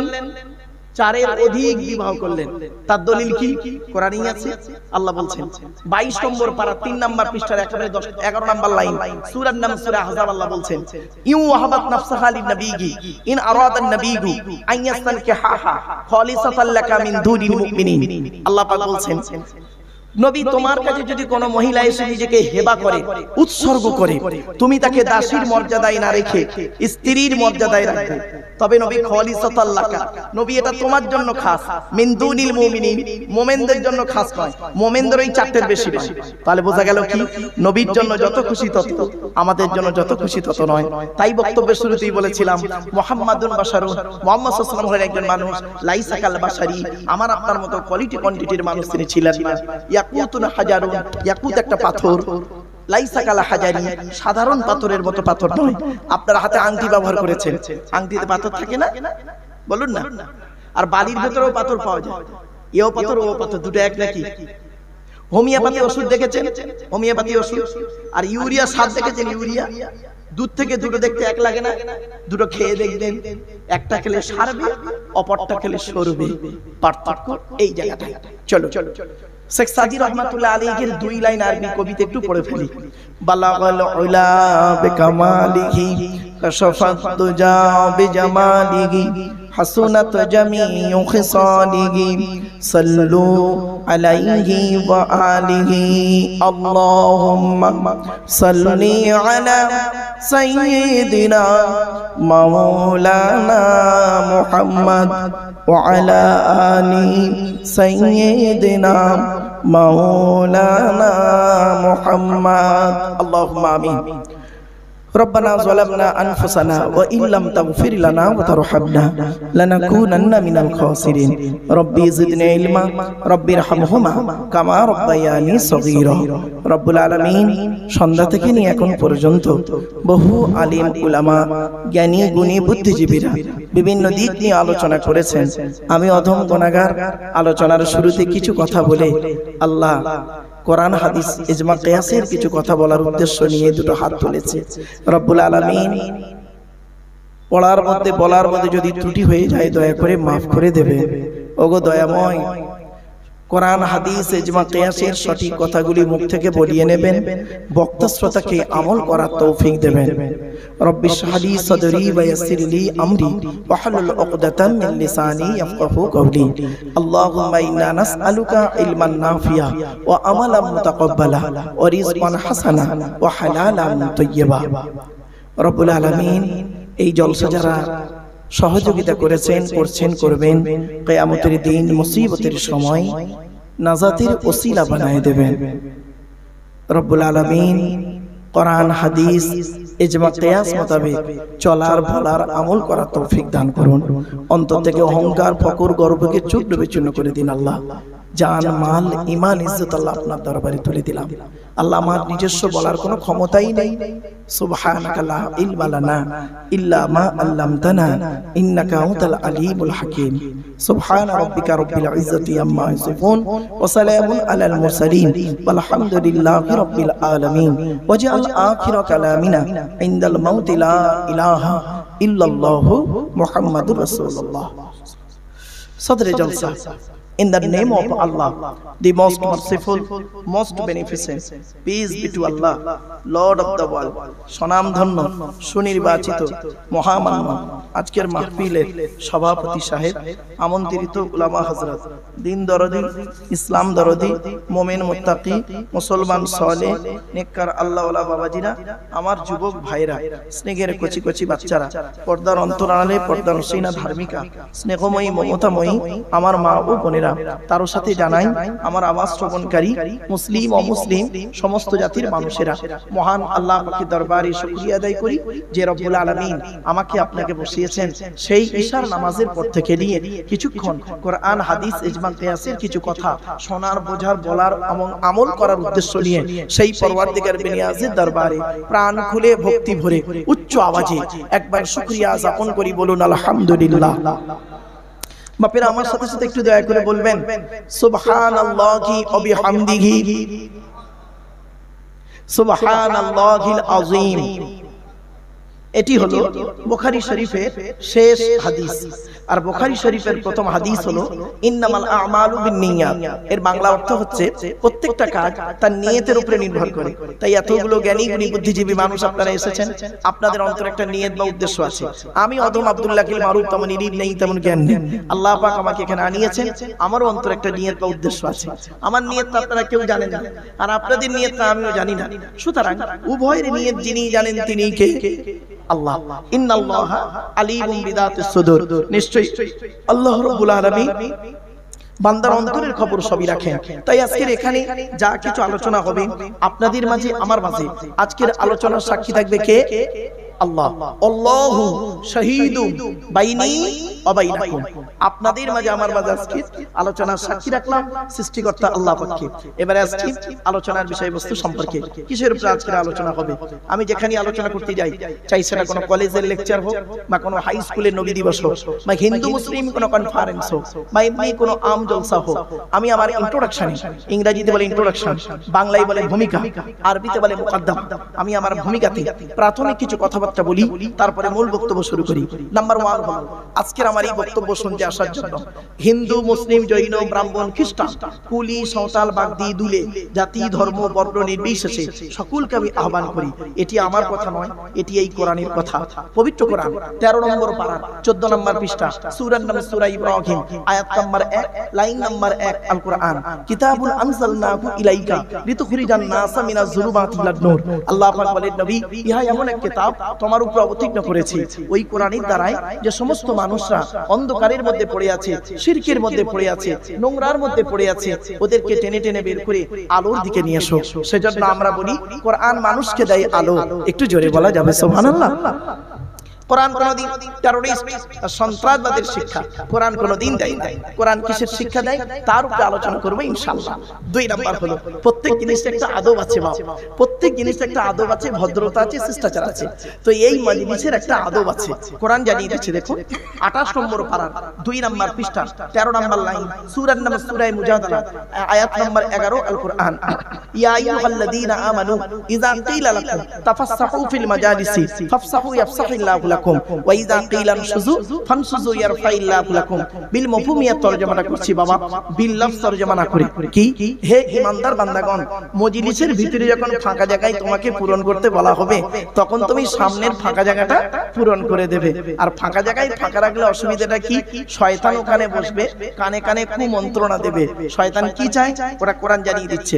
7 নম্বর পারা 2 নাম্বার পৃষ্ঠা 3 নাম্বার লাইন, সূরার নাম সূরা মাইদা 91 নম্বর আয়াত। আল্লাহ বলছেন ইন্নামা ইউরিদুশ শাইতানু আন ইউকিয়া বাইনাকুমুল আদাওয়াতা ওয়াল বাগদাআ ফিল খামরি ওয়াল মাইসিরি ওয়া ইয়াসুদ্দাকুম আন যিকরিল্লাহ ওয়া আনিস সালাত। আল্লাহ বলছেন শয়তান কি চায় জানো, মদ আর জুয়ার মাধ্যমে শয়তান তোমাদের মাঝে মারামারি লাগিয়ে দিতে চায়। আর কি চায়, ওয়া ইয়াসুদ্দাকুম আন যিকরিল্লাহ, আল্লাহর ইবাদত থেকে শয়তান তোমাকে বাধা সৃষ্টি করতে চায়। আর কি চায়, ওয়া আনিস সালাত, নামাজ থেকে শয়তান তোমাকে বাধা সৃষ্টি করতে চায়। তাই কোরআনের উদ্ধৃতি দিয়ে আলোচনার প্রারম্ভে আপনাদেরকে আমি একটু আহ্বান করছি। পবিত্র কোরআন 2 নম্বর পারা 11 নম্বর পৃষ্ঠা 9 নম্বর লাইন, সূরার নাম সূরা বাকারা আয়াত নাম্বার 208 আল কোরআন। ইয়া আইয়ুহাল্লাযীনা আমানু উদখুলু ফিস সিলমি কাফা, হে ঈমানদার বান্দাগণ পরিপূর্ণভাবে ইসলামের মধ্যে প্রবেশ করো। ওয়ালা তাত্তাবিউ খুতুওয়াতিশ শয়তান, শয়তানের পথ অনুসরণ করিও না। ইন্নাহু লাকুম আদুউম মুবিন, শয়তান হলো তোমাদের প্রকাশ্য দুশমন। So I request for you, so mine excuse me. তাই আপনাদেরকে আমি আহ্বান করলাম বাবা কোরআনের আয়াত দিয়ে একটু এগিয়ে আসার জন্য, গায়ে গায়ে বসার জন্য। আমি ভেবেছিলাম যে এলাকাটা শিক্ষিত এলাকা এবং আপনার পাশেই একটা শিক্ষা প্রতিষ্ঠান আছে, কোরআনের আয়াত দিয়ে বললেই আশা করি মানুষ সহজেই বুঝে নেবে আর একটু এগিয়ে আসবে। আমার হয়তো কনসেপ্টটা রং ছিল, জানি না, আল্লাহ ভালো জানে। এই জন্য আপনাদেরকে আমি অনুরোধ করছি জ্ঞানী গুণী বুদ্ধিজীবীরা একটু গায়ে গায়ে বসুন। শোনেন, আল্লাহ রাসূল ওয়াজ করতেন, আল্লাহ নবী ওয়াজ করতেন। কোথায় আছে হাদিসটা? বুখারী শরীফেও পাবেন এবং মিশকাতেও আপনি হাদিসটা পাবেন। রাবীর নাম আব্দুল্লাহ ইবনে মাসউদ রাদিয়াল্লাহু তাআলা আনহু। হযরত আব্দুল্লাহ ইবনে মাসউদ রাদিয়াল্লাহু তাআলা আনহু তিনি বর্ণনা করছেন আল্লাহর নবী ওয়াজ করতেন কবে জানেন? বৃহস্পতিবার দিনগত রাতে। কবে? আল্লাহ নবী ওয়াজ করতেন কবে? বৃহস্পতিবার দিনগত রাতে ইশার নামাজের পরে সাহাবীদেরকে নিয়ে গায়ে গায়ে বসতেন। সাহাবীরা গায়ে গায়ে বসতেন। ইশার নামাজের পরে নবীজি সাহাবীদেরকে নিয়ে ওয়াজ করে শোনাতেন। তাহলে নবীজির ওয়াজের রাতটা কবে ছিল? বৃহস্পতিবার দিনগত রাত, জুম্মার রাত, ইশার নামাজের পরে। তো নবীজি সাহাবীদেরকে নিয়ে বসতেন গায়ে গায়ে। তো ইসলামে আনন্দের দিন, সপ্তাহে ঈদের দিন হলো জুমার দিন, জুমার রাত। সেই জন্য আপনাদের কাছে আমার অনুরোধ রইল আপনারা এগুলো একটু আমল করার চেষ্টা করবেন। চলুন এগিয়ে যাচ্ছি। আজকে আমাদের আলোচনার বিষয়বস্তু কি?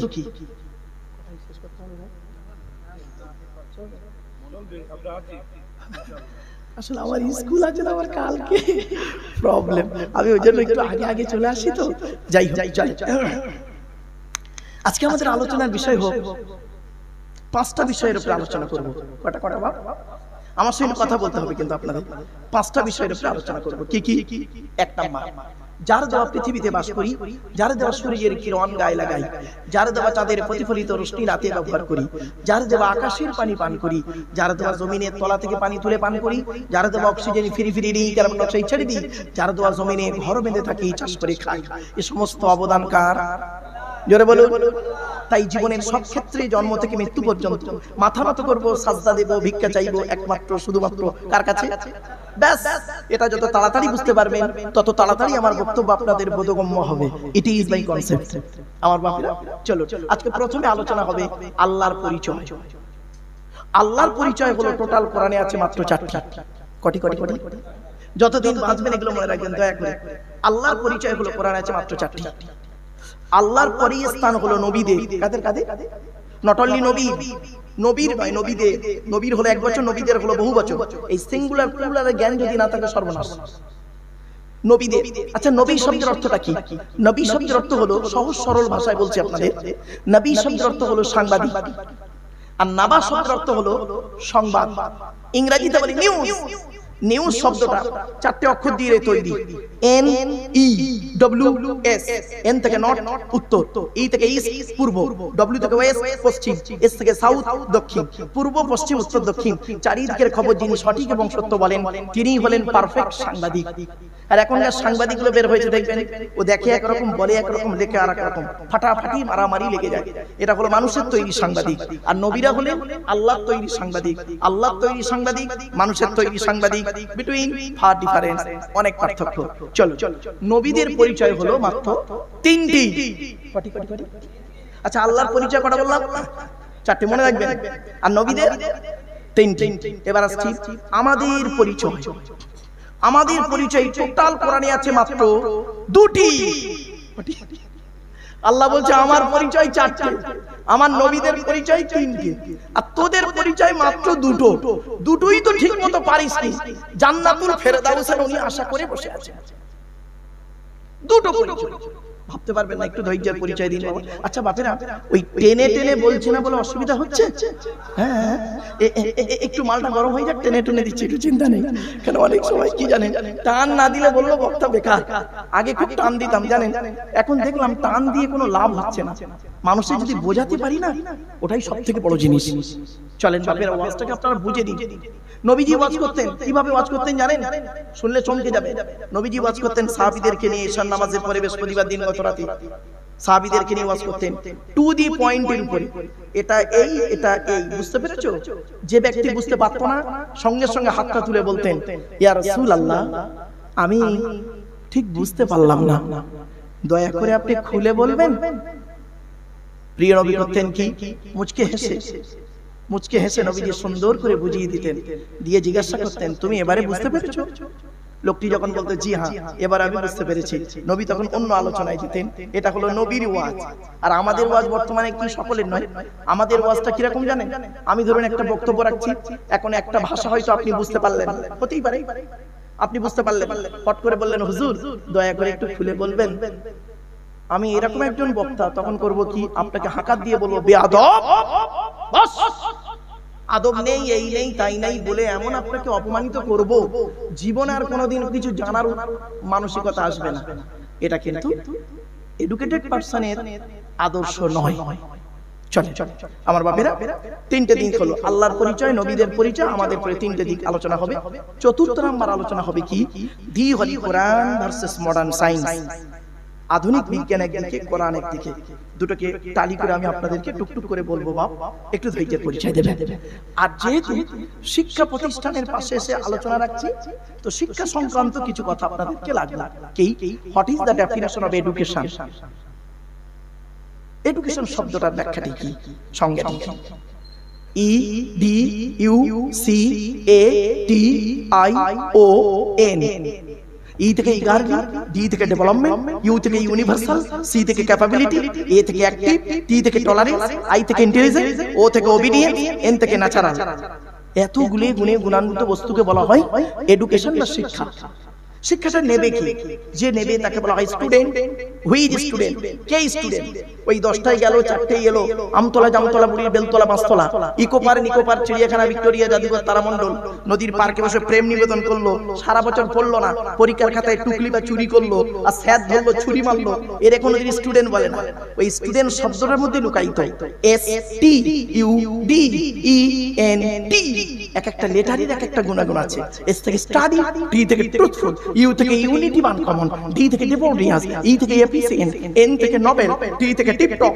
এতগুলি গুণে গুণান্বিত ব্যক্তিকে বলা হয় স্টুডেন্ট। যাকে থেকে স্টুডেন্ট বলে না। শিক্ষাটা দেবে কে? যিনি দেবেন তাকে বলা হয় teacher. Who is teacher? K teacher? চলে, ওই টিচার শব্দটার মধ্যে লুকায়িত টি ই এ সি এইচ ই আর। টি থেকে ট্রেনার, ই থেকে ইগার, এ থেকে ability, most important letter C, C থেকে ক্যারেক্টার, এইচ থেকে অনেস্টি, ই থেকে আর্মি, আর থেকে রেগুলারিটি। এতগুলো গুণে গুণান্বিত ব্যক্তি বলা হয় teacher. He is a really teacher. চলেন বাপেরা সেই সম্পর্কে কিছু আলোচনা রাখবো, একটু ধৈর্যের পরিচয় দিন। বাবা আমি একটু স্পিরিটে কথা বলে ফেলি, একটু মানিয়ে নেবেন আপনারা, জ্ঞানী গুণী বুদ্ধিজীবী মানুষ, স্পিরিটে কথাগুলোকে মানিয়ে নেবেন। চলেন এগিয়ে যাচ্ছি। আজকে আমাদের আলোচনার বিষয়বস্তু বেরোলো 5টা টপিক। প্রথম টপিকটা হবে কি? আল্লাহর পরিচয়। আচ্ছা আল্লাহর পরিচয় কটা বললাম বাবা? 4টি। কি কি? আল্লাহ নিজেই বলছেন, চলুন দেখি। কি বললাম? জোরে বলুন। উচ্চারণটা করুন না, ভয় নেই। কুল নয়, কয় হস্যউলা কুল, কয় বয় হস্যউলা কুল, দুটো কুলের মধ্যে পার্থক্য আছে। কওয়ালা ইয়াকুলু থেকে কুল মানে বলো, আর আকালা ইয়াকুলু থেকে কুল মানে গেলো বা খাও। এজন্য যে ইমামের কোরআন পড়া সহি নেই, ওই ইমামের পেছনে নামাজ পড়া সহি নেই।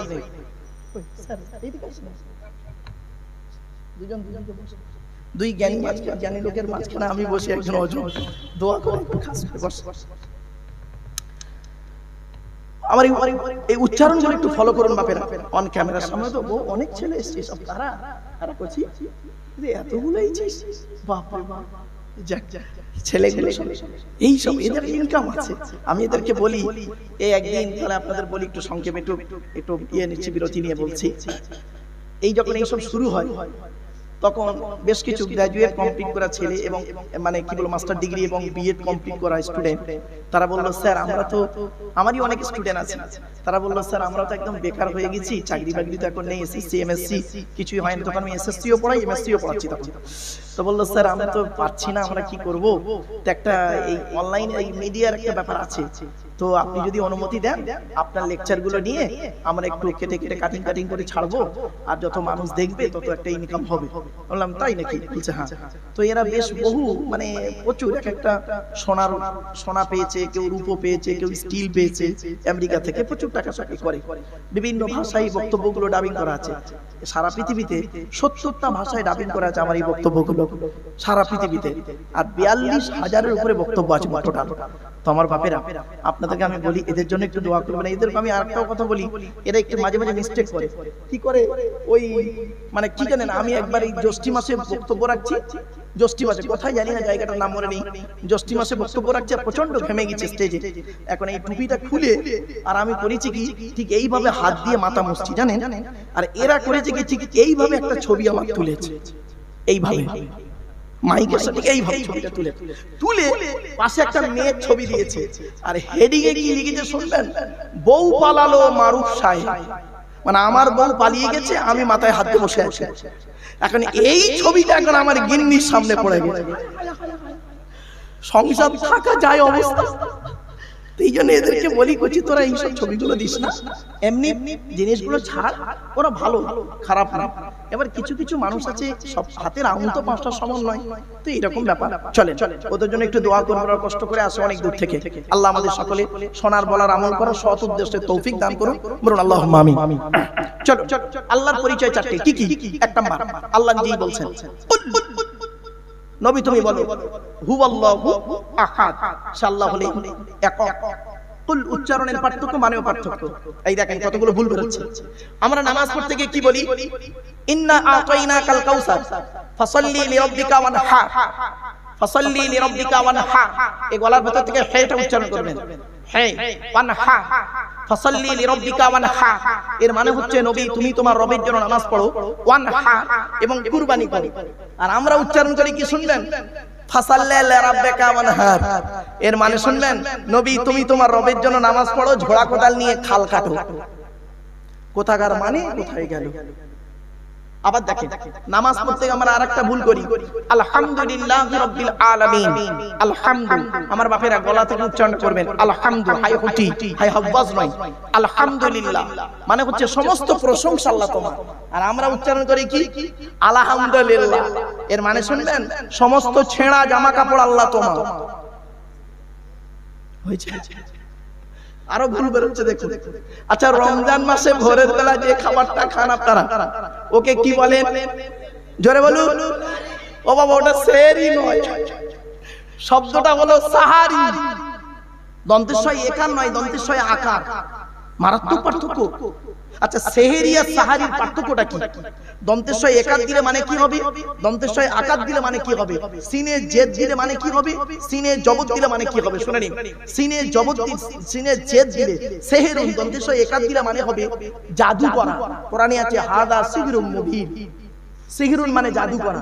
আর সিনে জবত দিলে, দন্তেশ্বয় আকার দিলে সাহারুন শব্দের অর্থ হলো রাতের শেষ অংশের খাবারকে আরবিতে সাহারি বলে। তাহলে শব্দটা কি হবে, সেহরি না সাহারি? জোরে বলুন। তাহলে ভুলটা ভাঙলো, জলসা এই কারণেই দেওয়া হয়। চলো আর একটা টাটকা ভুল বেরোচ্ছে দেখুন। মা বোনেরা আছে না, সব ঘুমিয়ে পড়েছে। ও আচ্ছা, মা বোনেরা শুনছে নাকি? আলহামদুলিল্লাহ। মায়েরা বোনেরা একটু ফলো করবেন, আলহামদুলিল্লাহ। চলেন দেখবেন আরেকটা ভুল বেরোচ্ছে দেখুন। স্বামী স্ত্রী সংসার করতে গিয়ে আমরা কি করি, একে অপরের সঙ্গে তর্ক বিতর্ক করতে ইসলামিক একটা শব্দ উচ্চারণ করি। স্বামী তার স্ত্রীকে ডিভোর্স দেয়, একটা শব্দ উচ্চারণ করে, ইসলামিক শব্দ, আরবিক শব্দ ইউজ করে। শব্দটা কি বলতে পারেন? বলুন। আরে বউ যাবে না, ভয় নেই, আমি এখানে বসে আছি, চিন্তা নেই। অনেকে ভয়তে উচ্চারণ, যদি বউ চলে যায় কি বলে? তালাক। বাবা, শব্দটা তালাক নয়, শুনে নিন আজকে। তালাক শব্দটা নয়, শব্দটা কি? তলাক। কি বললাম? তলাক। ওর আরবি উচ্চারণ কি? তোয় লামানি ক। বাংলা উচ্চারণ কি? তয় বয় লয়কার ক। তলাক মানে পৃথক দেওয়া, ছেড়ে দেওয়া, ডিভোর্স দেওয়া। আর তেল আমালি ক, তয়াকার লয়কার ক। তালাক মানে জুড়ে যাওয়া, মিলিত হওয়া, একত্রিত হওয়া, জমা হওয়া। আমরা তালাক না বলে সব তালাক বলি। ওই যুবক ছেলেগুলো বুঝতে পারছে এটাই আমার কপাল। চলুন এবার কোরআনে কোথায় লেখা আছে দেখি। টোটাল কোরআনে তালাক শব্দটা সব জায়গায় আছে, তালাক শব্দটা টোটাল কোরআনে এক জায়গায় আছে। আমার কোরআনের উপরেই তো গবেষণা, কোরআনের উপরেই গবেষণা বাবা। টোটাল কোরআনে তালাক শব্দ এক জায়গায় আছে। 24 নম্বর পারা, 7 নম্বর পৃষ্ঠা, 14 নম্বর লাইন, সূরার নাম সূরা মুমিন, আয়াত নাম্বার 15। আল্লাহ বলছেন, লিউনজিরা ইয়াউমাত তালাক, কিয়ামতের মাঠে আমি সবকটাকে এক জায়গায় জমা করব। তাহলে তালাক মানে পৃথক দেওয়া, ছেড়ে দেওয়া, ডিভোর্স দেওয়া। তালাক মানে জুড়ে যাওয়া, মিলিত হওয়া, একত্রিত হওয়া। উচ্চারণের পার্থক্য করে মানেও পার্থক্য। ইংরেজিতে অনেক শব্দ আছে, meet, M double E T meet, M E A T meet, দুটোই মিট। একটা মিট মানে সাক্ষাৎ করা, একটা মিট মানে মাংস। Be, B E be, be was been, আর বি ডবল ই, বি মানে মৌমাছি। ম্যাটার, ম্যাটারের দুটো মানে হয়, বানানটা আলাদা। একটা ম্যাটার মানে ব্যাপার, আমরা কি বলি, হোয়াটস দ্য ম্যাটার, কি ব্যাপার। আর একটা ম্যাটার মানে পদার্থ। ম্যাটারকে ভেঙে দুটো, পদার্থকে ভেঙে দুটো হয়, একটা অণু, একটা পরমাণু। অণু কাকে বলি? পদার্থের ক্ষুদ্রতম কণা, যাহা স্বাধীনভাবে বসবাস করতে পারে তাকে বলা হয় অণু। পরমাণু কাকে বলি? পদার্থের ক্ষুদ্রতম কণা, যাহা স্বাধীনভাবে বসবাস করতে পারে না তাকে বলা হয় পরমাণু। পরমাণুকে ভেঙে তিনটে হয়, ইলেকট্রন, প্রোটন আর নিউট্রন। আমার বাপেরা, বাংলাতে অনেক শব্দ আছে, দু একটা বলে দিই। জ্বালা, বর্গিন জয় কাল একে জ্বালা, বর্গিন জয় বাই কাল একে জ্বালা, দুটোই জ্বালা। একটা যন্ত্রণা জ্বালা, একটা পানির জ্বালা। কমল, কৌকার মোলা কমল, কমলা কমল। কৌকার মোলা কমল মানে নরম, আর কমলা কমল মানে পদ্ম ফুল। বাবা, এই জন্য বললাম উচ্চারণের পার্থক্য। এই জন্য বলি গো বাবা, মাইকের সামনে এসে কিছু বলে দেওয়ার নাম বক্তা নয়। মাইকের সামনে এসে কিছু বলে দেওয়ার নাম বক্তা নয়। তিনটি জিনিস কোনোদিন ব্যাকে আসে না, সব সময় সামনের দিকে যায়। এক নাম্বার, ধনুক থেকে তীরটা বের হয়ে গেলে ওই তীরটা আর কোনোদিন ব্যাকে আসে না। দুই নাম্বার, দেহ থেকে আত্মাটা বের হয়ে গেলে ওটা আর পৃথিবীতে রিটার্ন আসে না। তিন নাম্বার, জবান থেকে কথা বের হয়ে গেলে ওটা আর কোনোদিন ব্যাকে আসে না। 1 ঘন্টা লেকচার দিতে গেলে 3 ঘন্টা স্টাডি করতে হবে। বাপেরা, বাড়ি থেকে ভাববেন পৃথিবীর সবথেকে কঠিন কাজ হলো এই ওয়াজ নসিহত করা। আমরা তো এটাকে খুব সহজ বলে মনে করি, কিন্তু না, খুব কঠিন কাজ, খুব কঠিন কাজ। মনে রাখবেন, প্রাইমারি স্কুলের একজন টিচার সরকারি মাইনে, আধা সরকারি, যাই হোক সরকারি মাইনে চাকরি করেন, ক্লাস 1-এ গিয়ে একটা ক্লাস করেন 40 মিনিট, তার মাইনে হলো মাসে 40,000 টাকা। ক্যালকাটা ইউনিভার্সিটির একজন লেকচারার এমএ সেকেন্ড ইয়ারে গিয়ে একটা ক্লাস করেন 40 মিনিট, তার মাইনে 1,40,000 টাকা। কেন ডিফারেন্সটা হলো জানেন? মনে রাখবেন, কর্মচারীর থেকে ম্যানেজারের মাইনে বেশি হয়, ঠিক না বেটা? আরে ভাই বলুন, এর কথা বলুন। কর্মচারীর থেকে ম্যানেজারের মাইনে কি হয়? কেন? এখন যদি কর্মচারী মনে করে আমি একা এত খাচ্ছি, সারাদিন রোদে খাচ্ছি, কোদাল নিয়ে খাচ্ছি, এত কষ্ট করছি, আর ম্যানেজার করছে কি আমি সারাদিন কষ্ট করছি আর মাস গেলে আমার 15,000 টাকা মাইনে, আর ম্যানেজার করছে কি আসছে মোটরসাইকেল করে আসছে, 4 চাকা গাড়ি করে আসছে, এসির ভিতরে থাকছে, কম্পিউটারের সামনে বসে বোতাম টিপছে, খালি চা খাচ্ছে, আর মাস গেলে 1.5 লাখ টাকা মাইনে বাড়ি যাচ্ছে। মনে রাখবেন, সব জায়গাতে পরিশ্রম করে যদি সফলতা আসতো তাহলে বনের রাজা গাধাই হতো। কিছু বুঝতে পারছেন ভাষাটা? সব জায়গাতে পরিশ্রম করলে যদি সফলতা আসতো তাহলে বনের রাজা কে হতো? গাধাই হতো, সিংহ হতো না। জ্ঞানী বলি বুদ্ধিজীবী মানুষ।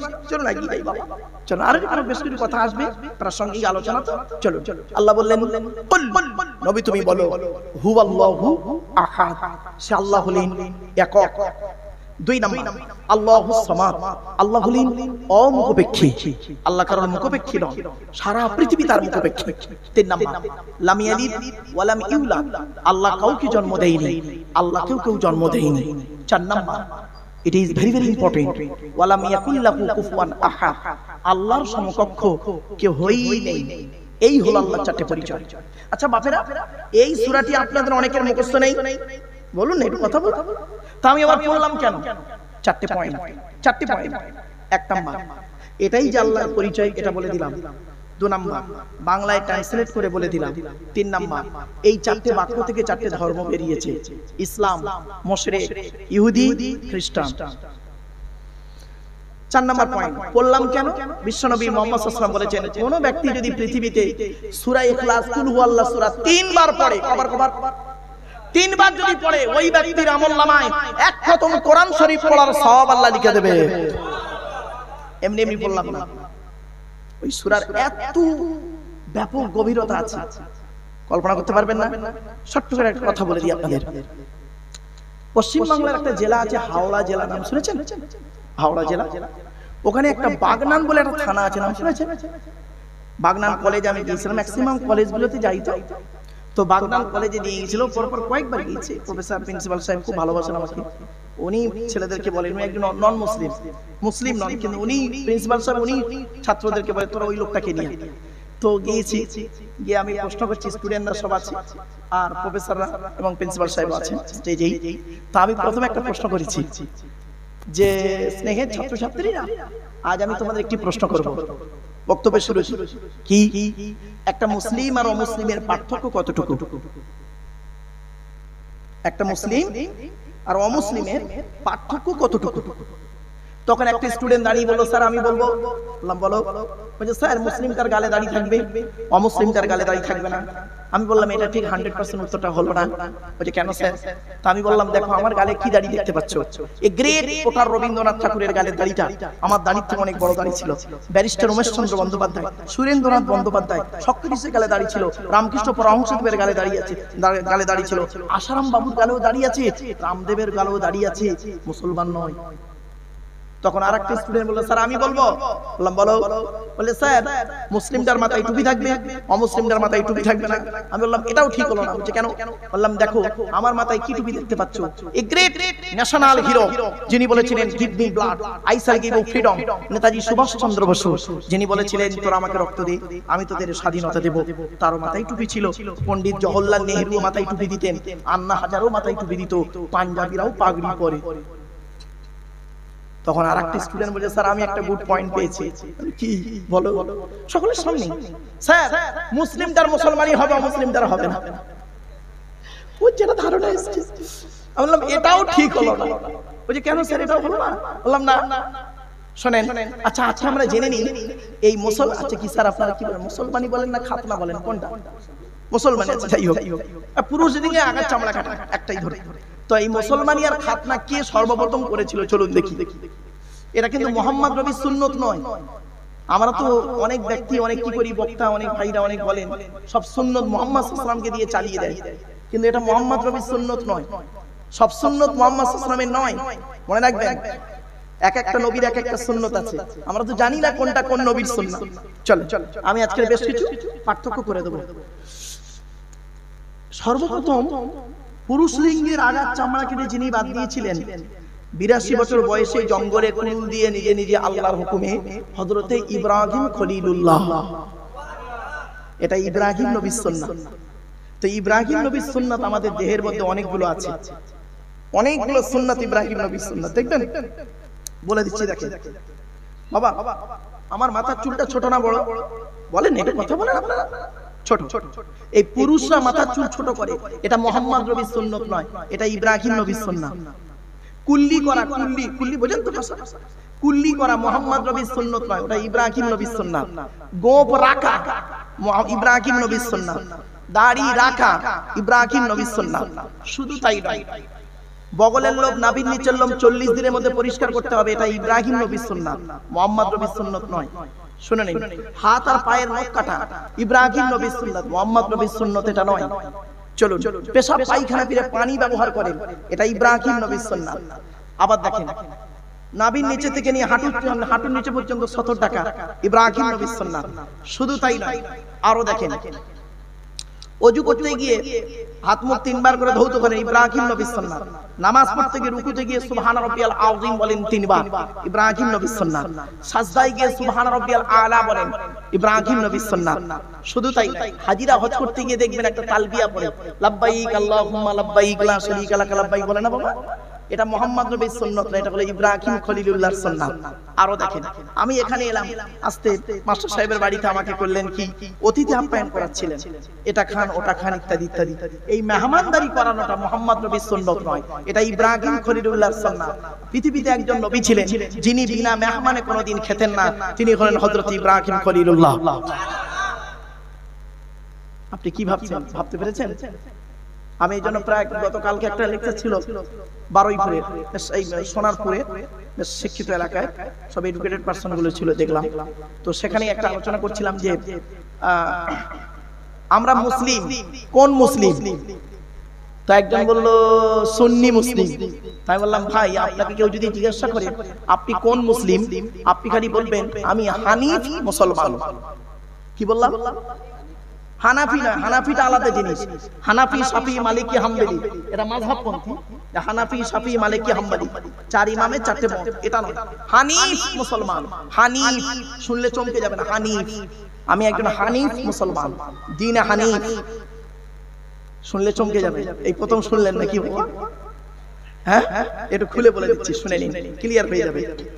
আল্লাহর নবী মুহাম্মদ সাল্লাল্লাহু আলাইহি ওয়াসাল্লাম একদিন বসে আছেন, এমন সময় ইহুদিদের বড় বড় আলেমরা এসেছে, ইহুদিদের বড় বড় আলেম, খ্রিস্টানদের বড় বড় আলেমরা এসেছে, মুশরিকদের বড় বড় আলেমরা, জ্ঞানী লোকেরা এসেছে।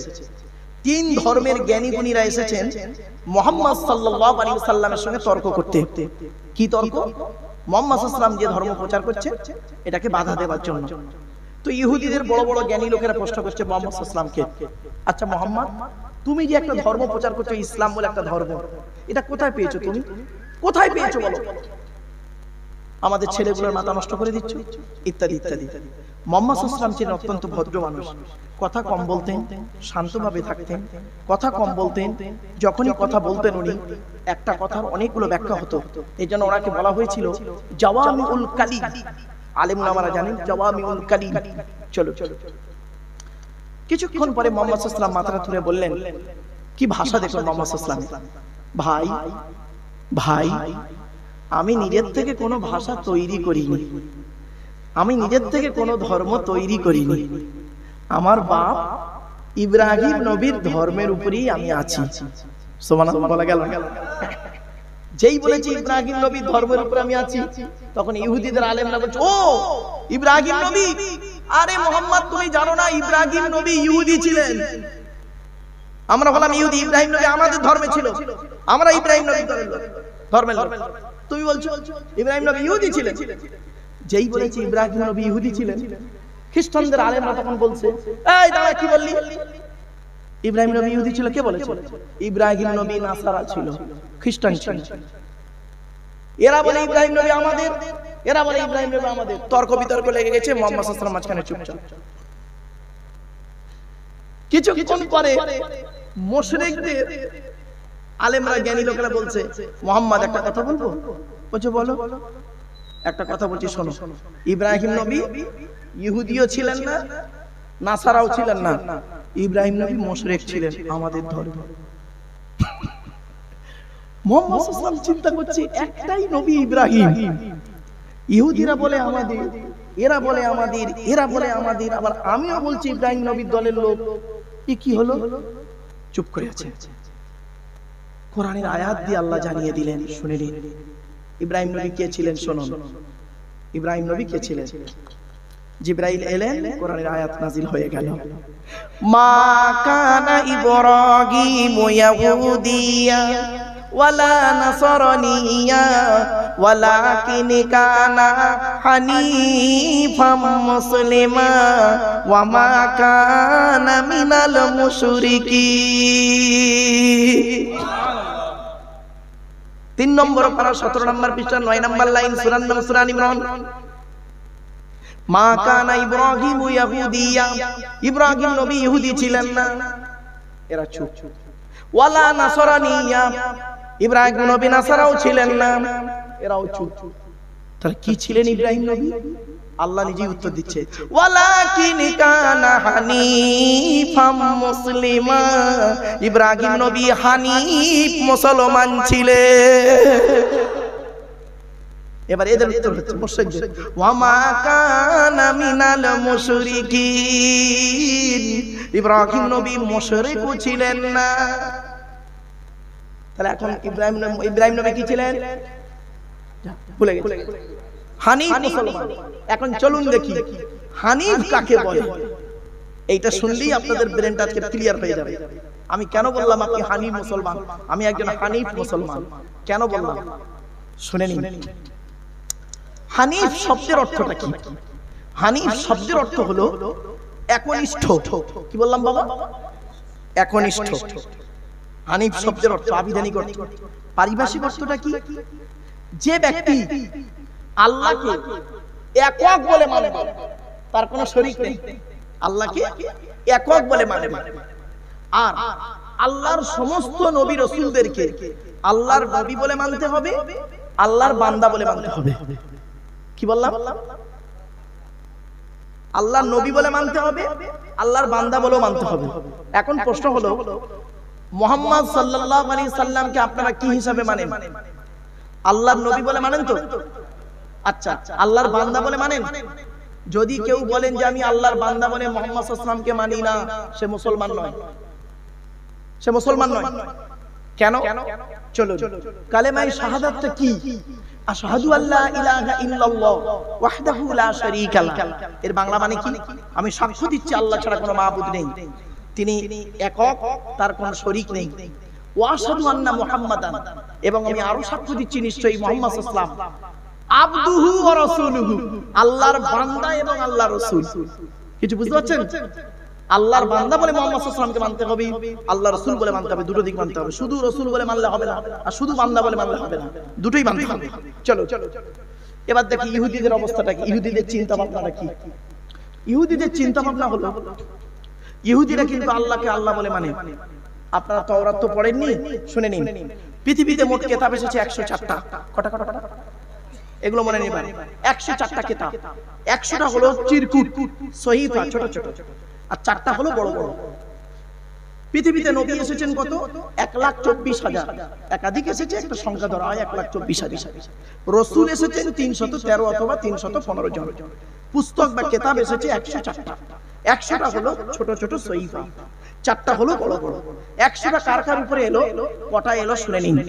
আদম নবীর উপরে এসেছে 10টা। কটা? 10টা। ইব্রাহিম নবীর উপরে এসেছে 10টা। কত হলো? 20টা। ইদ্রিস নবীর উপরে এসেছে 30টা, 50টা। আর শীস নবীর উপরে এসেছে 50টা। 100টা। মুসা নবীর উপরে এসেছে তাওরাত বলে একটা কিতাব, 1000 পারা বা খণ্ড, রমজান মাসের 6 তারিখে একটা। কত হলো? 101। দাউদ নবীর উপরে জবুর বলে একটা কিতাব এসেছে, 150 পারা বা খণ্ড বিশিষ্ট, রমজান মাসের 12 তারিখে একটা। কত হলো? 100। ঈসা নবীর উপরে ইনজিল বলে একটা কিতাব এসেছে, 27 পারা বা খণ্ড, রমজান মাসের 18 তারিখে একটা। কত হলো? 103। মুহাম্মদ সাল্লাল্লাহু